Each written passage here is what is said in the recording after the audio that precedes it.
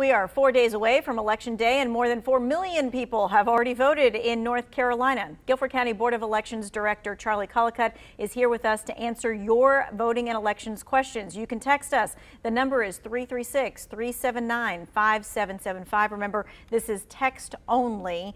This is not a call. All right, already getting some questions because we told people we were going to be doing this. This person asked, where can I drop off my absentee ballot if I don't want to put it in the mail? Right. There's two options right now. Any of the early voting sites that are still open today till 7:30 and they're open tomorrow till 3, or you can do it at the Board of Elections office here, either in Greensboro or a High Point office. Okay, we want to make sure that you know you cannot drop off your absentee ballot at the polls on Election Day. You must go to the Board of Elections offices. Right, and it has to be if you're dropping it off, it needs to be before 5 o'clock on Election Day at the Board of Elections office. Okay, what kind of turnout are you expecting for early voting tomorrow? Yeah, that's a great question. I really don't know. It's a shorter day than the rest of the days. We haven't seen this massive uptick at the very end like we normally see. We could see 10,000 people easily tomorrow. Wow. Okay. What is your biggest concern for Election Day? Oh gosh, my biggest concern on Election Day, that we get a lot of voters that have not voted ever or in a really long time and have moved or have weird addresses, or just voters that don't vote enough to kind of know how to go through the process smoothly. But that's not a bad problem. All right. This question is, how many mail-in ballots do you receive daily? Receive daily a lot, probably 1,000 a day, I would say. We're usually seeing in a week, when we process at the end of the week, we're looking at 6, 7, 8,000. So yeah, about 1,000 a day. All right. What is the backup plan for a precinct if coronavirus cases linked to it between now and Election Day? Right. Well, we've got a couple different options. If it's something that we feel where we can keep the poll open, we will. On advice of our health director. But if we do have to shut down a site completely, what we'll do is move to an adjacent precinct and use the media, signage, that kind of thing, and get voters to a nearby other polling place. All right, so we just had one of our coworkers here at News 2 get a letter in the mail saying your polling place has been temporarily closed and it's moving somewhere else. Some people may get the letter in time, some people won't. What should we be doing?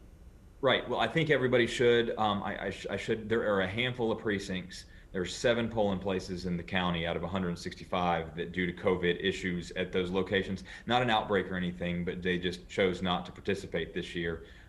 They're private facilities. We're sending voters temporarily to an adjacent polling place. But what voters need to do is check our website. We're trying to get this out in the mail. We're trying to get this out into the media, and our website has got a list of the polling places and also this information about the temporary changes. All right, now Charlie is answering for Guilford County, but this goes for any county. You need to be looking on your county's Board of Elections website and find out if your polling place is still the same or not. This year has been a crazy year, so double check before you head to the polls on Election Day.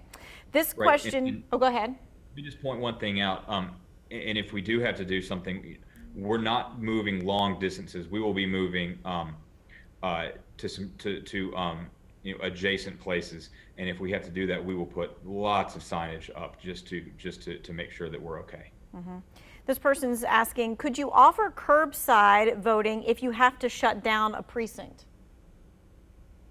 We'll have to offer various things. I'm not really sure exactly. It would just depend on the circumstances, on if we could move part of it outside or not, or if we just have to move the entire operation to another polling place, because we need electricity for certain things. We need light for if it starts to get dark. So there's just a lot of different things we might have to do.